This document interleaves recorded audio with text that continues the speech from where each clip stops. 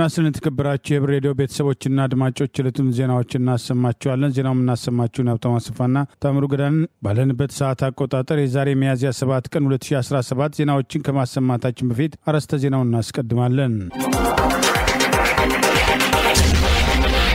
የአገዛዙ ጦር ኪሳራና የፋኖ ወታደራዊ ጥቃት መጠንከር፣ ትግራይና ሮሮው፣ የአዲስ አበባ ፍተሻ፣ ብልጽግናና ዝርፊያው፣ ከአሜሪካ ዜጎችን ማባረር፣ የፋኖ አዛዥ ምላሽ፣ ማዕቀብና አልሸባብ የሚሉና ሌሎችም ወቅታዊ ዜናዎች ያሉን ዝርዝሩን እንሆ።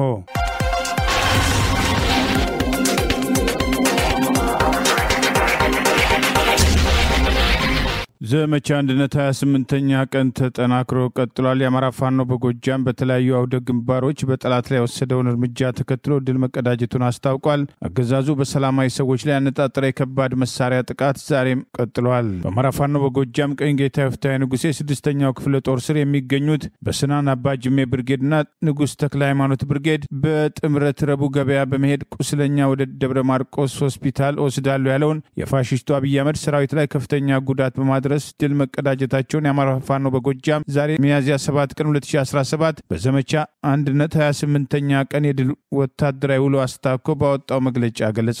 ከ8 በላይ ተሽከርካሪ ከ4 በላይ ድሽቃ ይዞ የጠላት ኃይል ቢንቀሳቀስም ጀግኖች 4 አልጋ ላይ ሲያረግፉት አርፍደዋል። በተመሳሳይ በገልጥማ አቅጣጫ በመግባት የማጥቃት ስራ በመሰራት በዚያው ውጊያ ብዙ ጠላት ሙትና ቁስለኛ ማድረግ መቻሉንም ይኸው መግለጫ ጠቅሷል። የስናን አባ ጅሜ ብርጌድ ቃል አቀባይ ፋኖ መምህር ስሜ ፈንታ በበኩሉ የዛሬውን ወታደራዊ እንቅስቃሴ በተመለከተ በየቀኑ ድል የሚቀዳጀው ስናን አባ ጅሜ ብርጌድ በላይኛው ቀጠና በስናንና በገልጠማ መውጫ አንስቶ በመግባት ቴሌና ቹቡድ ያለውን ያገዛዙ ኃይል በማበል ቁጥር 2ና ፋሲካው ሻለቃ ሻምበል 2 የአብይ አህመድ ዙፋን አስጠባቂ ሰራዊትን በተናበበና በተቀናጀ መንገድ የወሰደበትን ጥቃት ተከትሎ ከፍተኛ ሰብአዊና ቁሳዊ ኪሳራ ማድረሱን አስታውቋል። በዚህ ቀጠና በስናን መውጫ 2 ያገዛዙ ሰራዊት አባላት የተደመሰሱ ሲሆን የቀረው ከመሸገበት ምሽግ እየበረረ እየወጣ በግለሰቦች ቤት ገብቶ ራሱን ለማዳን መሯሯጡንም አስታውቋል። ይህ በእንዲህ እንዳለ በሌላ ግንባር የአማራ ፋኖ በጎጃም 3ኛው አገው ምድር ክፍለ ጦር ቢተወደድ መንገሻ ጀንበሬ ብርጌድ ጠላትን በደፈጣ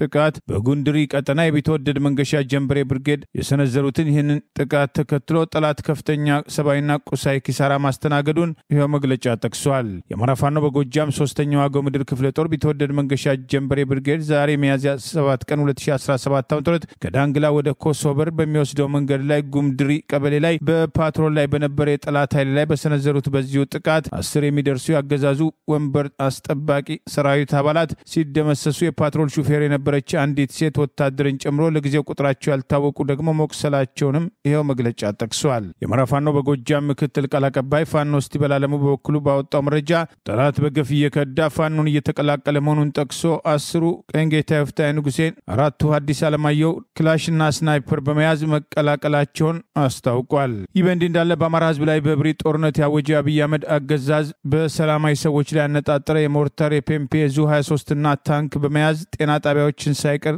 መደብደቡን ከፍተኛ ቁሳዊና የሰው ሀብት ክስረት የገጠመው ፋሽስቱ በቀሉም በህዝብ ላይ እየተበቀለ ይገኛል በማለት የጁቤ ቤተ ንጉስ ላይ አገዛዙ በሞርተር ሰላማዊ ሰዎች ቤት ላይ ያነጣጥሮ የፈጸመውን ጥቃት አጋልጧል። 19 የትግራይ ሲቪክም ሶሳይቲ ድርጅቶች የኢትዮጵያ መንግስት የፕሪቶሪያውን የሰላም ስምምነት መፈጸም አለመቻሉ በትግራይ ውስጥ አለመረጋጋትን፣ ኢፍትሐዊነትና የግጭት ስጋት እንዲፈጠር አድርጓል ሲሉ ወቀሱ። ድርጅቶቹ በመግለጫቸው ስምምነቱ ከተፈረመ በኋላ በክልሉ ውስጥ የተፈጠሩትን ጉዳዮች በዝርዝር ካቀረቡ በኋላ ከችግሮቹ ለመውጣት ብቸኛው መንገድ ስምምነቱን ሙሉ በሙሉ መተግበር ብቻ እንደሆነ ገልጸው ከነዚህ መካከልም በትግራይ ክልል ግዛት ውስጥ የሚገኙት የአማራ ታጣቂዎችና የኤርትራ ወታደሮችን ጨምሮ ሁሉም ኃይሎች ያለምንም ቅድመ ሁኔታ በአስቸኳይ ማስወጣት፣ ሁሉንም ተፈናቃዮች ደህንነታቸው በተጠበቀ ሁኔታ በፍቃደኝነት ወደ ነበሩበት ቀያቸው መመለስ፣ የተፈናቃዮችን ላጋጠማቸው ችግር የሚሆን አስቸኳይ ሰብአዊ እርዳታ ማቅረብ፣ በጦርነት ወቅት ለተፈጸሙ ወንጀሎች እምነት የሚጣልበት ፍትህ መስጠት፣ ለትግራይ ህዝብ የሚሆንና በትግራይ ክልል የሚመራ ግልጽና ሁሉን ያካተተ ፖለቲካዊ ውይይት ማድረግ፣ እንደዚሁም ሰብአዊ መብት መብት መከበሩን ማረጋገጥን የሚከታተል ነፃ ዓለም አቀፍ ገምጋሚ ቡድን እንዲኖር ሲሉም ጠይቀዋል። ህዝባዊ ወያነ ሓርነት ትግራይ በቅርቡ ባካሄደው የ5 ቀናት ስብሰባ የፌደራል መንግስቱ የፕሪቶሪያውን የሰላም ስምምነትን ወደ ጎን በማድረግ የትግራይ ክልል ህዝብን የጨቁናል ወይም ይጋፋል ያለ እንቅስቃሴ እያደረገ ነው በማለት መውቀሱን መዘገባችን ይታወሳል። የአማራ ፋኖ በወሎ ቤተ አማራ ውባንተ ክፍለ ጦር በዘመቻ አንድነት 27ኛ ቀን ድል መቀዳጀቱ ተገለጸ። የአማራ ፋኖ በወሎ ቤተ አማራ ላስታ ሳምነው ኮር ውባንተ ክፍለ ጦር በዘመቻ አንድነት 27ኛ ቀን ዛሬ ሚያዝያ 7 ቀን 2017 ዓ.ም ይፋ ባደረገው መግለጫ በክፍለ ጦሩ ስር በአርበኛ ፋኖ አስፌ አበጋዝ የምትመራ ሁለተኛ ሻለቃ በዋላ ወረዳ ከኮን ከተማ ወደ የነጃ የምትባል የገጠር ከተማ ሲንቀሳቀስ የነበረውን የብልጽግናውን ብራስ ጠባቂ ሚሊሻና አድማ መከላከል ጉትቻ ከምት ባል ቦታ ላይ ደፈጣ ጥቃት መመሰንዘር ትላንት ሚያዝያ 6 ቀን 2017 ከንጋቱ 11 ሰዓት ተኩል እስከ ጠዋቱ 12 ሰዓት ከ15 ለ45 ደቂቃ በፈጀ ኦፕሬሽን ከፍተኛ ጉዳት በጠላት ላይ ማድረሱን አስታውቋል። በዚህ ጥቃት የባንዳው ኃይል ሙትና ቁስለኛ የሆነ ሲሆን ፋኖ ክላሽ ከነተተኳሹ በመማረክ የተረፈ ሙትና ቁስለኛውን ጠላት እያንጠበጠበ ወደ ነበረበት ኮን ከተማ መፈርጠጡንም አስታውቋል። መዳረሻው ድልና ነጻነት የሆነው የአማራ ህዝብ ተጋድሎ በዘመቻ አንድነት ተጠናክሮ ይቀጥላል ሲል የአማራ ፋኖ በወሎ ቤተ አማራ ላስታ ሳምነው ኮር ቃል አቀባይ ፋኖ ቢበይን መግለጹን ዛሬ ሚያዝያ 7 ቀን 2017 የአማራ ፋኖ በወሎ ቤተ አማራ ባወጣው በዚሁ መግለጫ ጠቅሷል። በሌላ ግንባር የአማራ ፋኖ በወሎ ቤተ አማራ ንጉስ ሚካኤል ኮር አማራ ሳይንት መቅደላ ክፍለ ጦር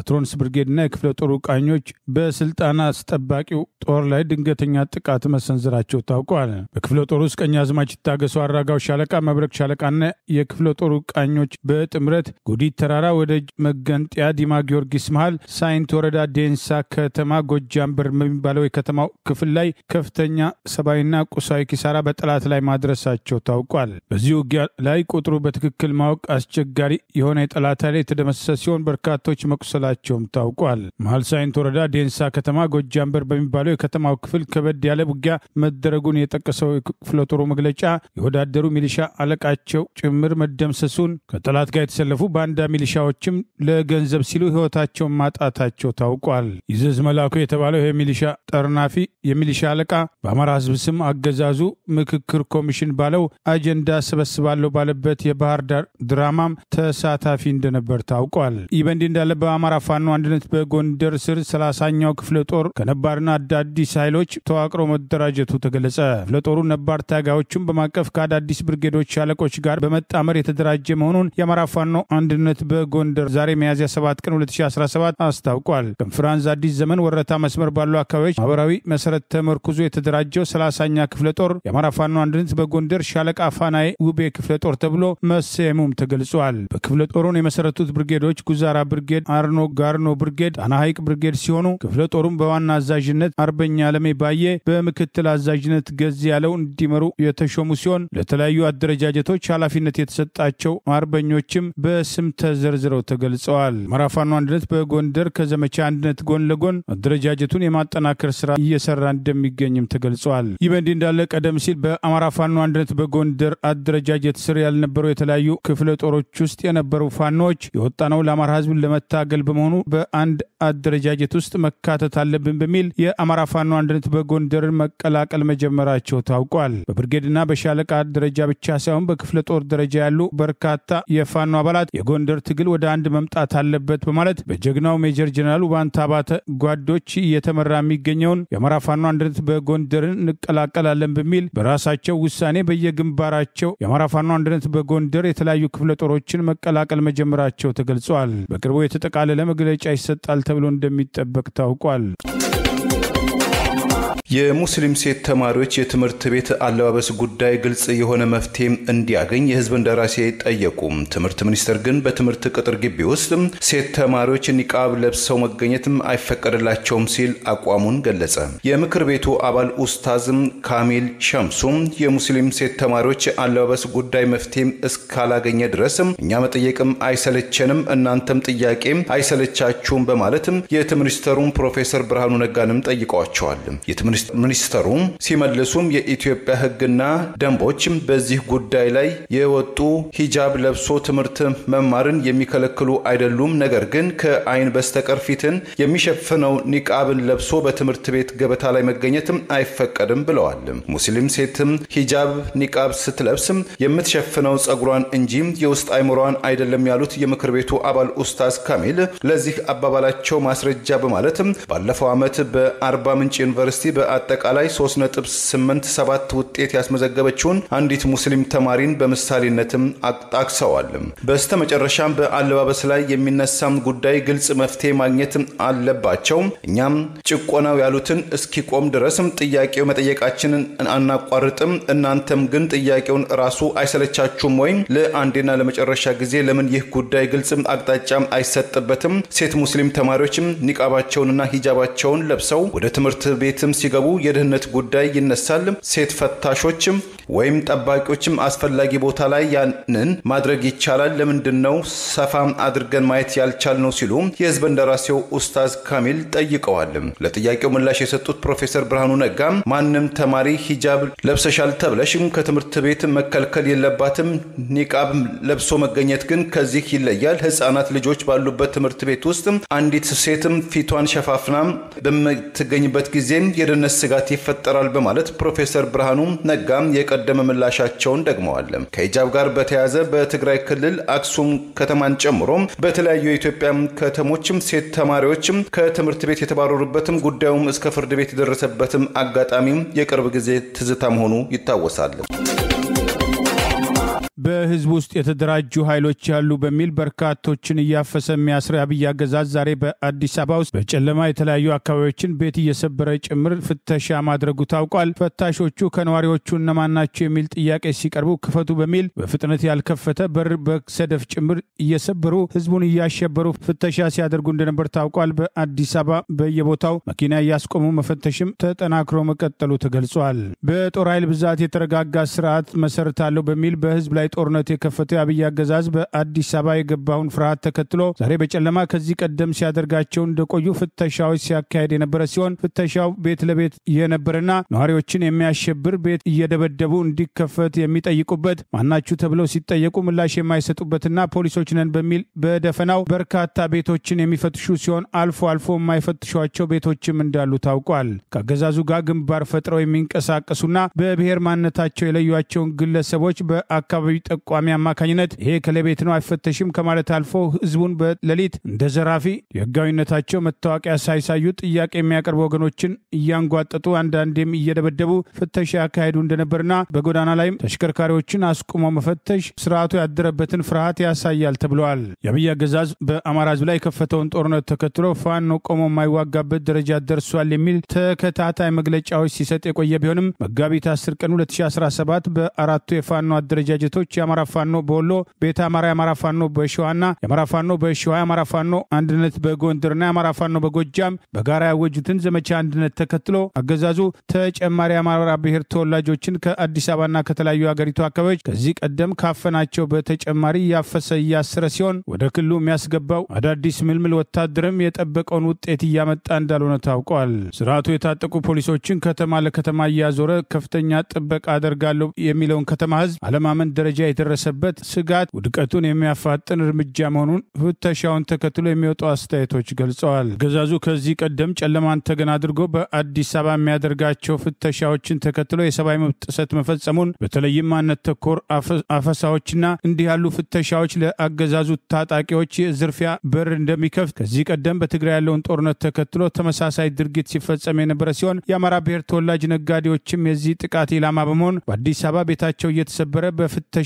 ስም ሲዘረፉ መቆየታቸውን የሚያስታውሱ ወገኖች ዛሬም ኢላማ የተደረገው ህዝብ በተለይም የአማራ ብሔር ተወላጆች ላይ ያነጣጠረ እንደነበር ከአንድ መንደር ውስጥ የማይፈትሿቸውና የሚፈትሿቸው ቤቶች ጭምር እንደነበሩና ሲመጡም በተደራጀና ለጥቃት እንደሚንቀሳቀስ ኃይል እንጂ ቤት ለመፈተሽ እንደማይመስልና ድርጊታቸው ሁሉ የጥላቻና የፍርሃት መሆኑን በግልጽ እንደሚያሳይ ታውቋል። አገዛዙ በጉዳዩ ላይ ተደጋጋሚ ቅሬታ ከዚህ ቀደም ሲያቀርቡ የነበሩ የሰብአዊ መብት ተሟጋች ድርጅቶችን በእግድ ከጨዋታ ውጭ ያደረገ ሲሆን በአሁኑ ወቅት እየፈጸማቸው ያሉ የመብት ጥሰቶችን በተመለከተ ድምጹን የሚያሰማ የሰብአዊ መብት ተቋም በአገር ውስጥ እንዳይኖር ያደረገ ሲሆን ቀደም ሲል በዶክተር ዳንኤል በቀለ የሚመራው የኢትዮጵያ ሰብአዊ መብት ኮሚሽን በአገዛዙ ታማኝ የቀድሞ ኢህአዴግ ከፍተኛ ባለስልጣን ኃላፊ ተደርጎ ከተሾመ በኋላ እንዲህ ያሉ የሰብአዊ መብት ጥሰቶችም ሆነ በተለያዩ አገሪቱ አካባቢዎች በጦርነቱ እየደረሱ ያሉ ጉዳቶችን አይቶ እንዳላየ በማለፉ ወቀሳ እየቀረበበት ይገኛል። ህዝብ ላይ ጦርነት በማወጅና በህገወጥ ተግባራት የሚታወቀው በአብይ አህመድ የሚመራው ገዢው ፓርቲ ትራፊክ ፖሊሶችን የፓርቲ መዋጮ ከአሽከርካሪዎች ላይ እንዲሰበስቡ ማሰማራቱ ጥያቄ አስነስቷል። ሹፌሮች ዛሬም ቅሬታቸው ቀጥለዋል። አገሪቱን ማስተዳደር አልቻለም፣ ህግና ስርዓት አክብሮ ህግና ስርዓት ማስከበር አልቻለም በሚል በአብይ አህመድ የሚመራው ገዢው ፓርቲ በህዝብ ላይ ጦርነት በማወጅ ኢኮኖሚውን ከፍተኛ አደጋ ውስጥ የከተተበትና በተለይም አሽከርካሪዎች ከቦታ ቦታ እንደልባቸው መንቀሳቀስ አለመቻላቸው በየቦታው ህገወጥ ኬላ እየተደረገ ከሚፈጸምባቸው አፈና በተጨማሪ ለዚሁ ገዢ ፓርቲ ትራፊክ ፖሊሶችን ህገወጥ ተልዕኮ በመስጠት ገንዘብ እንዲሰበስቡ እያደረገ መሆኑን የሚጠቅሱ መረጃዎች ወጥተዋል። ዛሬ የሹፌሮች አንደበት በማህበራዊ ገጻቸው እንዳጋለጠው ቡታጅራ ከተማ ብልጽግና ፓርቲ ማቋቋሚያ እያሉ ከ500 እስከ 1000 ብር በግዳጅ ትራፊኮች አሽከርካሪን እያስከፈሉ ነው የሚል መረጃ እንደደረሳቸው የብልጽግና ፓርቲ ዋና ጽህፈት ቤት በሚል ደረሰኝ ጭምር እየቆረጡ መስጠታቸውን ይፋ አድርገዋል። ትራፊክ ተግባሩም የሙያ ስነ ምግባርም የሚያዘው የአሽከርካሪ ተሽከርካሪ ህግን ማስከበር፣ ጤናማ የትራፊክ ፍሰት እንዲፈጠር ስራን መስራት እንጂ ከዓላማው ከተግባሩ ውጪ ለፓርቲ ብር አዋጡ በግድ አምጡ የሚልበት ሂደት ትልቅ የፖለቲካ ተቋም ክሽፈት ነው ሲሉ ቅሬታ የተሰማቸው ወገኖች መልእክት ማድረሳቸውን አስታውቀዋል። በየመንገዱ አሽከርካሪን እያስቆሙ የተለያየ ምክንያት እየፈጠሩ ምዝበራ በግድ አምጡ ማለት ትልቅ ስህተት ክሽፈትም ነው። ቡታጅራ ትራፊክ ፊሽካህን ይዘህ የሚመለከትህን መንገድ ስራህን ስራ በማለት ቅሬታቸውን ገልጸዋል። የአብይ አገዛዝ በአዲስ አበባም በተመሳሳይ ለብልጽግና ፓርቲ አምጡ በማለት እስከ 700 ብር የፓርቲ አባል ያልሆኑ ነዋሪዎችን በግዳጅ እያስከፈለ ሲሆን ድርጅት ከፍተው የሚሰሩ ባለሀብቶችም ከአቅማቸው በላይ የተጠየቁና ጫና የተደረገባቸው መሆኑ ከዚህ ቀደም ሲገለጽ መቆየቱ አይዘነጋም። ሹፌሮች በየቦታው አገዛዙ በሚጥልባቸው ህገወጥ ኬላ በተለይም በቅርቡ በኦሮሚያ ክልል ሞጆ መግቢያ ሳይቀር የክልሉ ሚሊሻዎች አሽከርካሪን እያስቆሙ ተጨማሪ ገንዘብ የሚሰበስቡበት ይህንን እምቢ ባሉ አሽከርካሪዎች ላይ ድብደባና ጥቃት መፈጸማቸውን በማጋለጥ ቅሬታቸውን ማቅረባቸው አይዘነጋም። የኦሮሞ ብልጽግና ፓርቲ ከፍተኛ አመራርና በአማራ ህዝብ ላይ ተከፈተውን ጦርነት ተከትሎ የኦሮሞ ኮማንድ ፖስት የሚባለው ህገወጥ አደረጃጀት አባል የሆነው ዶክተር አለሙ ስሜ በትራንስፖርት ሚኒስትርነቱ ሰሞኑን በሰጠው መግለጫ ህገወጥ ኬላዎች ተነስተዋል በማለት ሐሰተኛ መግለጫ መስጠቱንም በወቀሳ አንስተዋል። ይህ በእንዲህ እንዳለ ከዚህ ቀደም ከውጭ ተገዝቶ የመጣ ስንዴ አፋር ሰመራ ላይ ከ3 ወራት በላይ ከ40 በላይ ተሽከርካሪዎች ላይ እንደተጫነ እየተበላሸ እንደሚገኝ መፍትሄ እንደሚፈልጉ ይፋ ያደረጉት ሹፌሮች በትላንትናው ዕለትም ባወጡት መረጃ 142 ተሽከርካሪዎች የተለያዩ ሸቀጦችን ጭነው ለ2 ወር ከ15 ቀን ከጥር 21 ቀን 2017 ጀምሮ ከጅቡቲ ዘይት፣ ስኳር፣ ሩዝና ስንዴ ጭነው ሰመራ ጉምሩክ ቢገቡም እስካሁን ድረስ ምንም አይነት መፍትሄ አላገኙም በማለት 142 ተሽከርካሪዎች 2 ወር ከ15 ቀን ለሚደርስ ጊዜ ቆመው እንደሚገኙ ገልጸዋል። በዚህም 60 የጭነት ከባድ ተሽከርካሪዎች ዘይት የጫኑ፣ 47 ስንዴ የጫኑ፣ 20 ሩዝ የጫኑና 15 ከባድ ተሽከርካሪዎች ስኳር እንደጫኑ መቆማቸውን ጠቅሰዋል። እነዚህ ተሽከርካሪዎች ነጋዴዎች ያላሟሉት ወረቀት ቢኖር እንኳን ግብአቱ ወደ መጋዘን ተራክፎ ተሽከርካሪዎች ወደ ስራቸው መላክ ግብአቱም ከብልሽት መታደግ ይቻል ነበር በማለት ተሽከርካሪዎቹ 2 ወር በላይ በመቆማቸው ሸራ፣ ባትሪ፣ ጎማ ለብልሽት እየተዳረገ ይገኛል። የቆሙበት ቦታ ከባድ ሙቀት ያለበት በመሆኑ ከፍተኛ ጉዳት በጫኑት ግብአት በመኪናውም አካል ላይ ይደርሳል ሲሉ ቅሬታቸውን አሰምተዋል። ሹፌሮች በማህበራዊ ገጻቸው በአንድ ወር ብቻ 6 ሹፌሮችና 1 ረዳት መገደላቸውን፣ ከ77 በላይ ተሳፋሪዎች ታፍነው መወሰዳቸውን በመጥቀስ በቅርቡ ጥሪ ማቅረባቸውን ጠቅሰን መዘገባችን አይዘነጋም። የአሜሪካው ፕሬዝዳንት ዶናልድ ትራምፕ የአሜሪካ ዜግነት ያላቸው ወንጀል የፈጸሙ ግለሰቦችን ወደ ኤል ሳልቫዶር መላክ እንደሚፈልጉም ተናገሩ። ለአሜሪካ ዜግነትም ቃለ መጠይቅም የሄደ የመብት ተሟጋችም የዩኒቨርሲቲ ተማሪም ለእስራት ተዳረገ። በትላንትናው ዕለት የኤል ሳልቫዶር ፕሬዝዳንት ናይብ ባኬሌን በነጩ ቤተ መንግስታቸው ተቀብለው ያስተናገዱት ፕሬዝዳንት ትራምፕ የአሜሪካ ዜግነት ያላቸው ነገር ግን በወንጀል ተግባር ውስጥ የተሰማሩ ተጠርጣሪዎችን ወደ ኤል ሳልቫዶር የመላክ ፍላጎት እንዳላቸው ፕሬዚዳንት ትራምፕ ለኤልሳልቫዶሩ አቻቸው ተናግረዋል። ቀደም ሲል በርካታ ተጠርጣሪዎችን ወደ ኤልሳልቫዶር የላኩት ፕሬዚዳንት ዶናልድ ትራምፕ በቀጣይነትም የአሜሪካ ዜግነት ያላቸው ተጠርጣሪዎችን ወደ ኤልሳልቫዶር እስር ቤቶች ለመወርወር የህግ ክፍተቱን ወይም አግባብን እያፈላለጉ እንደሆነም ተናግረዋል። ራሳቸውን በዓለም ላይ ከሚገኙ አምባገነን መሪዎች በእጅጉ ለስላሳ መሪ አድርገው የተናገሩት የኤልሳልቫዶሩ ፕሬዚዳንት ባኬሌ ተጨማሪም ተባባሪዎችን ከአሜሪካም ለመቀበል 5 የእስር ቤቶችን የመገንባት ፍላጎት እንዳላቸውም ተናግረዋል። አሜሪካዊውን ዜጋን ከአሜሪካ ምድር አባሮ እስራቱን በሌላ ሀገር እንዲከታተል ማድረግ በአሜሪካ ህገ መንግስትም ሆነ ፕሬዚዳንት ዶናልድ ትራምፕ ቀደም ሲል የፈረሙት ሰነድን ጨምሮ የሚጻረር መሆኑን የህግ ባለሙያዎችም ከወዲሁ እያስጠነቀቁ ይገኛል። በተያያዘ ዜና በአንጋፋው የአሜሪካም ኮሎምቢያ ዩኒቨርሲቲ ፍልስጤምን የሚደግፍ ሰልፍም ያዘጋጀው ማህሰነ ማህዳዊ ለአሜሪካ ዜግነት ቃለ ምልልስ በሚያደርግበት ወቅት መታሰሩም ተገልጿል። የአሜሪካ መኖሪያ ፍቃድ ወይም ግሪን ካርድ ያለው ተማሪው ለስደተኞች ጉዳይ ባለስልጣን ICE መያዙን ጠበቃው ሉና ዶርቤ ለመገናኛ ብዙሃን ገልጸው በቀጣዩ ወር ከኒውዮርክ ሲቲ ኮሌጅ የሚመረቀው ማህሰን በዩኒቨርሲቲው በተዘጋጀ የእስራኤል ጋዛም ጦርነት ተቃውሞ ምክንያት ለእስራት መዳረጉን አረጋግጠዋል።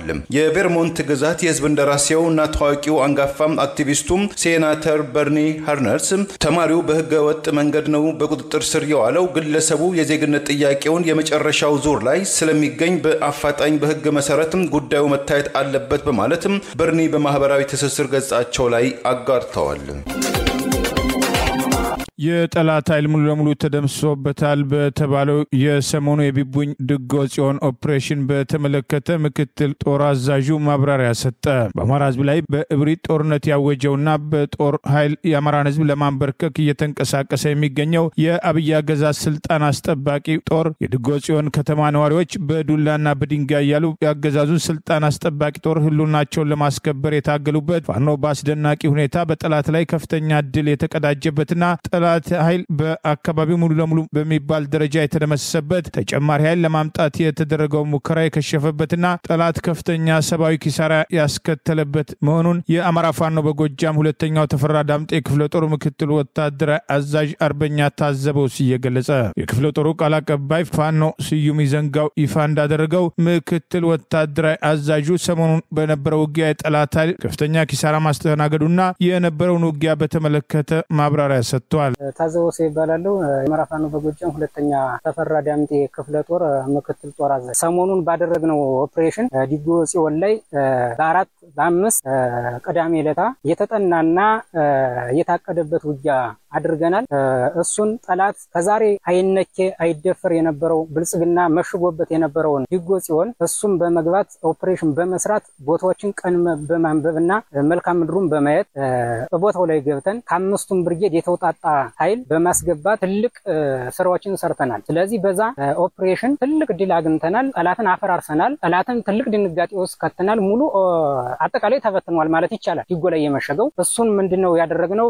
ከበባ በአራቱም አቅጣጫ ነው የገባን። በአራቱም አቅጣጫ ትልቅ ድሎችን ያገኘን፣ ምርኮችን ተማርኳል። ከቡድን መሳሪያ እስከ ነፍስ ወከፍ የብርሃኑ ጁላ ያመጣው አዲስ ምልምል ብሎም ነባርም ያለውን ያስቀመጠውን አጠቃላይ ድምሰሳና ምርኮኛና ሙትና ቁስለኛ አድርገን ትናንትና ቦታው ላይ ያለው ኃይል ስላለቀበት ከሞጣ የተወሰነ ኃይል አስቀምጧል፣ ጭማሪ ጨምሯል። እሱም ደግሞ በቀጣይ በቅርብ ቀን ገብተን ሙሉ ቦታውን የምንቆጣጠርና ሙሉ ደምሰን እዛ ቦታ ላይ ብልጽግናን የምናጠፋበት ቀጣይ እናደርጋለን። ኬንኪውና ማመሰግነው የዲጎጽዮንን ህዝብ ነው። እኔ በዛ ልክ ይሆን አይመስለኝም ነበር። ህዝቡም በቃ የብልጽግና ደጋፊ ነው ዛካቢ ብዬ ነበር ስለሆነ ነበር። እኛ ስንገባለት በደስታን የተቀበለን ቦታዎችን እያነበበ እያሳየ ጠላት ያለበትን ሬሽን እያቀበለ ለጦሩ ተተኳሽ እያቀረበ ምርኮ እንኳን ስንማረክና የወደቀውን ቁስለኛ እየጎተተ መሳሪያውን ሁላ ሲያነሳ የነበረ የዲጎ ህዝብ ነው እና ህዝቡ እኔ በዚህ አጋጣሚ በጣም ቴንኪው ማለት እፈልጋለሁ። በጣም ህዝቡ አግዞናል። አሁን ወደፊትም እንደሚያግዘን ነው። ይሄን ህዝብ በዚህ ልክ ብናነቃቀውና ከዚህ በኋላ ያንን የመሸገውን ጠላት ምንም ጦር ሳይድ ብቻውን ይዘዋል ብዬ አስባለሁ። በጣም የተነቃቃበትና ትልቅ አስተዋጽኦ አድርጎልናል። የተሻለ ንቅናቄ ፈጥሯል። አሁንም ቢሆን በዛ ልክ ሰሞኑን በምን ስለምናደርጋቸው ኦፕሬሽኖች እየተነጋገርን ነው። ሙሉ እዛ አካባቢ የቀረውን የተወሰነ ነው የቀረ እነሱን መደምሰስና ቦታውን መቆጣጠር በእርግጠኝነት እንችላለን እና ያለው ነገር ይሄ ነው። ወደፊት ከዚህም በላይ እቅዶችን እያቀርና ኦፕሬሽኖችን እየቀረጽና ሌሎችንም ከተሞች በዚህ ልክ እየመታን እያስለቀቅን በቅርብ ቀን ትልቅ ድል እንጎናጽፋለን ብዬ አስባለሁ። ሙሉ ከተሞችን የመያዝም ጦራችን ትልቅ አቋም ላይ ነው። የተሻለ ተቋም ገንብተናል። የተሻለ ጦር አሰልጥነናል። የተሻለ ቁመና ያለው ድርጅት አለን። ወደፊት በዘመቻ አንድነቱ ብዙ ቦታዎችን መቆጣጠርና ብዙ ቦታዎችን መያዝ እንችላለን። አንድነቱ እስከሚመጣ ነበር። አንድነታችንንም ጨርሰናል። ይሄም ውጊያና ይሄ ያለው ኦፕሬሽንና ያለው ዘመቻ አንድነታችንን የሚገልጽ ነው። ከዚህም በላይ ለውጥ የምናመጣበትና ብልጽግናን ወራሪውን ኃይል በቅርብ ቀን ከአማራ ክልል የምናስወጣበት ጊዜ ቅርብ ነው። በእርግጠኝነት እስከዛሬ 2-3 ወር ሙሉ ቦታዎችና ከተሞችን እንቆጣጠራለን። ማሸነፍ እንችላለን። አሸንፈናቸዋል። እናሸንፋለን። ተማረከ መሳሪያ በቀዳሚ ዕለታው በዲጎ ጽዮን ባደረግነው ኦፕሬሽን 40 ምናምን ክላሽ ተማርኳል። 2 ስናይፐር፣ 1 ብሬን፣ 2 ቃታ ብረት እሱም መማረክ ችለናል። እጅ የሰጡ በህይወት ያዝናቸው 5 እጅ የሰጡ አሉ። የመከላከያ ሰራዊት ሚኒሻና ፖሊስ እጅ አልሰጥም በማለት ብዙዎች ቆስለው ሙት ሆነው ያለቁበት ሁኔታ አለ። ለዲጎ ጽዮን ህዝብ የዲጎ ጽዮን ህዝብ አይዟችሁ በርቱ ላለው ከዚህም በላይ ቦታውን አስለቅቀን ከህዝባችሁ ጋርና አገራችሁን ከተማችሁ ላይ የምትኖሩበት አጋጣሚ እንደሚሆን እርግጠኛ ነኝ። ህዝቡ በዚህ አጋጣሚ ቴንኪው ምለው በጣም አግዛችሁናል። ጀግና ህዝብ ያለበት ነው። ጠላት እንኳን በዚያ ልክ ምሽግ ሰብረን እንኳን ጠላት እየሮጠ ባለበት ሰዓት እየተከተለ በሽመል እየደበደበና በድንጋይ እየደበደበ ትጥቁን የተቀበለ ማህበረሰብ ነው ያለበት። ስለዚህ ህዝባችን እንዲው በጣም ለካ በዚያ ልክ ተማሩ በዚያ ልክ ተበድሎ ሽመልና ድንጋይ ይዞ መሮት እያባረረ ይሄን ደካማ ሰራዊት በሽመልና በድንጋይ ያለ ብሬንና ስናይፐር ጥቁር ከላይ ሲማርከው የዋለ ነው። ወጣቱ በጣም ጀግና ወጣት ያለበት ነው ዲጎ ጽዮን። በዚህ ልክ በርቱ እንበርታ፣ ተጎናችን ሆኖ እናመሰግናለን እላለሁ የዲጎን ማህበረሰብ። በአማራ ህዝብ ላይ የተከፈተውን ጦርነት ተከትሎ ያገዛዙ ስልጣን አስጠባቂ ጦር ሰላማዊ ሰዎችን ጭምር እየጨፈጨፈ ባለበት በዚህ ወቅት የዘር ጭፍጨፋ ተደርጎ 1 ሚሊዮን ዜጎች ያለቁበትን 31ኛ ዓመት በቅርቡ ወደ አከበረችው ሩዋንዳ የቀድሞ ምርኮኛና ያገዛዙ መከላከያ ኤታ ማጆር ሹም ለጉብኝት ማቅናቱ ተገለጸ። በአማራ ህዝብ ላይ ቀጥተኛ ጦርነት ከመታወጁ በፊት አማራን ትጥቅ እናስፈታለን፣ ትጥቅ ብቻ ሳይሆን ቀበቶ እናስፈታለን በሚል በእብሪት የአማራ ልዩ ኃይል ከዛሬ ጀምሮ ፈርሷል በሚል ያፈረሰውና በአማራ ህዝብ ላይ የተከፈተውን ጦርነትና እየተፈጸመ ያለውን የዘር ማጥፋት ጭፍጨፋ በዋናነት ከሚመሩት ከአብይ አህመድና ሽመልስ አብዲሳ ቀጥሎ ስሙ የሚጠራው የቀድሞ ምርኮኛና ያገዛዙ ስልጣን አስጠባቂ ጦር ኤታማዦር ሹም ብርሃኑ ጁላ ወታደራዊ ትብብር ለማድረግ ሩዋንዳ መሄዱ ተገልጿል። በሩዋንዳ ማንነት ተኮር ጥቃትን ተከትሎ ከ1 ሚሊዮን በላይ ዜጎች በዘር ጭፍጨፋ ሳቢያ ህይወታቸው ያለፈበት 31ኛ ዓመት በቅርቡ አዲስ አበባ ውስጥ በአፍሪካ ህብረት አዳራሽ ሲከበር የእስራኤል አምባሳደር ጭምር ከአዳራሹ እንዲወጡ የተደረገበትና የበዓሉን አከባበር ተከትሎ የአብይ አገዛዝ በተቆጣጠራቸው መገናኛ ብዙሃን ዜናው እንዳይነገር የተደረገ ቢሆንም ብርሃኑ ጁላ ከሩዋንዳ ጋር ወታደራዊ ትብብር ለማድረግ ለይፋ ጉብኝት መግባቱ የአገዛዙ መገናኛ ብዙሃን ዘግበዋል። ሩዋንዳ በሁቱና ቱትሲ መካከል የተደረገውን ጭፍጨፋ ተከትሎ ለ1 ሚሊዮን በላይ ዜጎቿ ህይወት መጥፋት የሆነውን የዘር ፖለቲካ ያገደችና ዋና ከተማዋ ኪጋሊ ከበርካታ አፍሪካ ሀገራት በንጽህናዋ ጭምር ተጠቃሽ ሆነች። በኢኮኖሚ እድገቷም እያንሰራራች ያለ ሲሆን የአገሪቱን ጦር ንጹሃንን በመጨፍጨፍ ላይ ያሰማራውና የአንድ ዘረኛ ቡድን አጀንዳ በማስፈጸም ግንባር ቀደም ሚና አለው የሚባለው ብርሃኑ ጁላ በሩዋንዳ ያደረገው ጉብኝት ከሩዋንዳ ጭፍጨፋ ካልሆነ ምን ሊማር ይችላል የሚሉ አስተያየቶች ጉብኝቱን ተከትሎ ቀርበዋል። አስገራሚው ነገር በጦሩ ዛሬም ድረስ ሰላማዊ ሰዎችን እየጨፈጨፈ የሚገኘው የአብይ አገዛዝ ዋና ወታደራዊ ኤታማዦር ሹም የሆነው ብርሃኑ ጁላ የኪጋሊ የዘር ማጥፋት መታሰቢያና የዘር ማጥፋት ዘመቻ ሙዚየምን መጎብኘቱን ጭምር የአገሪቱ መገናኛ ብዙሃን ዘግበዋል። የሩዋንዳ ጠቅላይ ኤታማዦር ሹም ጀነራል ሙባረክ ሙጋጋ በመጋቢት ወር ወደ ኢትዮጵያ በተጓዙበት ወቅት በቢሾፍቱ የኢትዮጵያ አየር ኃይል ሰላማዊ ሰዎችን ጭምር የሚጨፈጭፉበትን አየር ኃይል መጎብኘታቸውን ዘገባው አስታውሷል። የቀድሞ ምርኮኛና ያገዛዙ ስልጣን አስጠባቂ ጦር ወታደራዊ አዛዥ በሩዋንዳ ጋር በወታደራዊ አቅም ስልጠና፣ በተሞክሮ ልውውጥ፣ ሽብርተኝነትን ለመከላከልና በሌሎች ተያያዥ ጉዳዮች ላይ ወታደራዊ ጉዳዮች ስምምነት ማድረጋቸው የተጠቀሰ ሲሆን ከዚህ ቀደም በተመሳሳይ አብይ አህመድ ወደ ሩዋንዳ ሩዋንዳ በመሄድ የአማራ ብሔር ተወላጆችን በዘር እየጨፈጨፈ የሚገኘው ዋና ሰው የዘር ጭፍጨፋ የተደረገበትን የመታሰቢያ ሙዚየም መጎብኘቱና ቀደም ሲል የጠቅላይ ሚኒስትሩ አማካሪ የተባለውና የኦሮሞ ብልጽግና ፓርቲ ሌላው ከፍተኛ አመራር አዲሱ አረጋ ሩዋንዳ ከዚህ ቀደም የተጓዘ ሲሆን በወቅቱ የምክር ቤት አባሉ አቶ ክርስቲያን ታደለ በማህበራዊ ሚዲያ የሰጡትን አስተያየት ተከትሎ ከሩዋንዳ ዛቻ ማቅረቡን ምክንያት በማድረግ በአማራ ህዝብ ላይ ዛቻ ማድረጉ ተጨማሪ ጥቃት ለመክፈት አስበዋል የሚል አስተያየት ሲሰጥ የቆየ ሲሆን በጉዞ ማግስት በአማራ ህዝብ ላይ ቀጥተኛ ጦርነት መታወጁ በወቅቱ ሰፊ መነጋገሪያ መሆኑ አይዘነጋም። ብርሃኑ ጁላ ድሮን የገዛ ነው ልንጠቀምበት ነው በማለት በሰላማዊ ሰዎች ላይ አነጣጥሮ የሚፈጸመው ጥቃት ጭምር እውቅና የሰጠበትና ድንበር መጠበቅ ያለበት መከላከያ ሰላማዊ ሰዎችን መንደር ለመንደር እንዲጨፈጭፍ ግንባር ቀደም ሚና ካላቸው አዛዦች አንዱ መሆኑ ተደጋግሞ ሲጠቀስ ቆይቷል። የታላቁ የመስቀል በዓልን የጣዖት በዓል ነው በማለትም ዝልፊያም ያቀረበም ግለሰብ ፍርድ ቤት በነጻ ማሰናበቱም የኢትዮጵያም ኦርቶዶክስ ተዋሕዶ ቤተክርስቲያንን ማሳዘኑም ተገለጸ።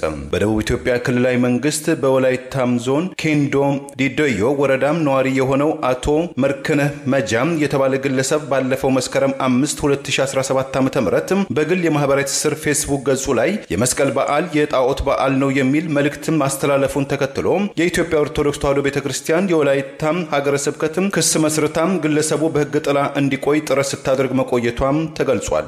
ይሁን እንጂ የወረዳው ፍርድ ቤት ባለፈው መጋቢት 30 2017 ዓ.ም በዋለው ችሎት በዋስትናም ተለቆም ግለሰቡ በውጪ ሆኖ ክሱን ሲከታተል የቆየም ሲሆን ግለሰቡ አቶ መርካነህ በነጻ እንዲሰናበት መወሰኑ የቅድስት ቤተክርስቲያን መብት አልተከበረም፣ ሃይማኖታዊ ሉዓላዊነትን ተዳፍሯል በማለት ሀገረ ስብከቱ ማመልከቻ ማስገባቱም ተገልጿል። የሀገረ ስብከቱ ዋና ስራ አስኪያጅም መልአከ ሰላም ቦከቻ ኤንጋም በጉዳዩ ዙሪያ ለተዋሕዶ ሚዲያ ማዕከል በሰጡትም አስተያየትም ተጠርጣሪው ግለሰብ የመስቀል በዓል በብዙ አቅጣጫም ከጣዖት አምልኮት ጋር አያይዞ የሚጠቀሙ ግለሰቦችም ስላሉ ለቤተክርስቲያን አደገኛም ስለሆነ በዚህ በዓል እግዚአብሔር አይደለም የሚከበረው ያሉና ገና ከመነሻው የጣዖትም አምልኮም የተከታተሉበት ነው በማለትም በታሪክም በጽሑፍም ያለውን ማስረጃ የሌለም አድርገው ቅድስት ቤተክርስቲያንን የማታስተምረውን እንደምታስተምር የማትቀበለውን እንደምትቀበል አድርገው የጥላቻና የሳሳተ ንግግር በማህበራዊ ገጹ ያስተላለፈው በመሆኑ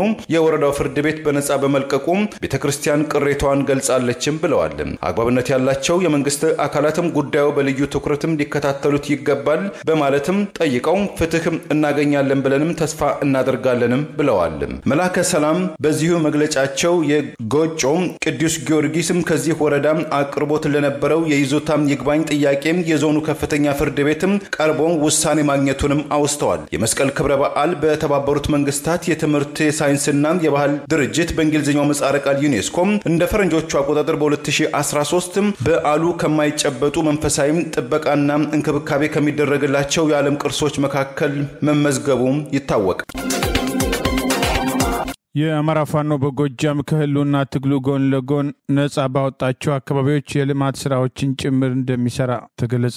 የአማራ ፋኖ በጎጃም የተለያዩ የልማት ስራዎችን ከህልውና ትግሉ ጎን ለጎን ህዝቡን በማስተባበርና ህብረተሰቡን በአንድነት በማንቀሳቀስ ለ10 ዓመት ጥገና ተደርጎለት የማያውቅ የገጠር መንገዶችን በህብረተሰቡ ጥያቄ መሰረት ጥገና ማድረጉን ዛሬ ሚያዝያ 7 ቀን 2017 ባወጣው መግለጫ አስታውቋል። በአማራ ፋኖ በጎጃም ቀኝጌታ ይፍታይ ንጉሴ ክፍለ ጦር ኢንጂነር ክብር ተመስገን ብርጌድ ውስጥ የሚከናወነው የመንገድ ጥገና አንዱ መሆኑን የጠቀሰው መረጃ ተቋሙ የአማራ ፋኖ በጎጃም ጥገና የሚያስፈልጋቸውን ማሰራት ብቻ ሳይሆን ለመላው ኢትዮጵያን አገልግሎት የሚሰጡ ትላልቅ የኤሌክትሪክ ኃይል ማመንጫ ተቋማትንም ልዩ ጥበቃ በማድረግ ህዝባዊነቱን እያስመሰከረ ያለ ተቋም መሆኑን መረጃው ጠቅሷል። ለዚህም በማሳያነት በሰሜን አቸፈር ያለው የጣና በለስ ኤሌክትሪክ ኃይል ማመንጫ ጣቢያ አንዱ ሲሆን ይህ ሙሉ ለሙሉ በፋኖ ነጻ ቀጠና ውስጥና ቁጥጥር ስር ውስጥ ያለ ሲሆን ፋኖ ተገቢውን ጥበቃ በማድረግ ከአማራ አልፎ ሌሎች ኢትዮጵያ አካባቢዎችም መብራት እንዲደርስ ማድረጉ ተጠቅሷል።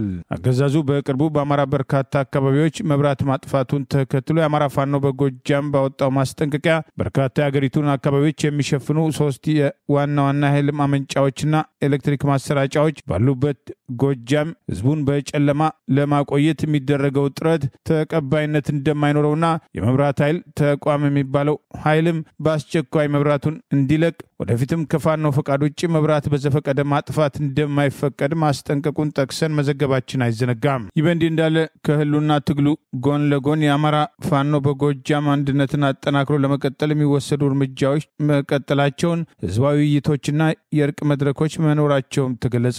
የአማራ ህዝብ ካሉ ትልልቅ ሀብቶች ውስጥ የራሱ ጠንካራ ባህላዊና ተቋማዊ ፍትህ መስጫ ተቋማት ያሉት መሆኑን ያስታወሰው የአማራ ፋኖ በጎጃም የሁለተኛው ተፈራ ዳምጤ ክፍለ ጦር ቃል አቀባይ ፋኖ አለሙ መለስ የአማራ ህዝብ ለዘመናት ከፈጠራቸው የፍትህ ተቋማት ጎን ለጎን ለሌሎችም የፍትህ ሃይማኖታዊና ህዝባዊ ተቋማት አሉት። በአማራ ፋኖ በጎጃም ሁለተኛው ተፈራ ዳምጤ ክፍለ ጦር ስር ዋሽራ አካባቢ ለግዳጅ ተሰማርተው በነበሩ የደጋ ዳሞት ብርጌድ አንደኛ ሻለቃ አባላትና በዮሐንስ አለማየሁ ብርጌድ መካከል በተፈጠረ ዕለታዊ ችግር ምክንያት የተፈጠረውን ችግር በአማራ ፋኖ በጎጃም ድርጅታዊ መሪነት በአገር ሽማግሌዎችና ሃይማኖት አባቶች የተለመደ ፍትህ ሰጭነት የአካባቢው ህብረተሰብ በመሰብሰብ በማዋየት በፍጹም አማራዊ ጨዋነት ድርጅታዊ አሰራር በእርቅ መጠናቀቁን አስታውሷል። የወንድማማቾችን ግጭት ጠላት ከፍተኛ ዘመቻ በመክፈት በትግላችን ላይ ጥላሸት ለመቀባት የቻለውን ሁሉ አድርጓል ያለው ቃል አቀባዩ ክብር ለታላቁ ህዝባችንና ድርጅታችን ይሁንና የጠላትን ሴራ በባዶ አባዝተነዋል። የአማራ ፋኖ በጎጃም ችግሩ ከተፈጠረበት ዕለት ጀምሮ ችግሮችን በድርጅታዊ አሰራር በጥንቃቄ በመያዝ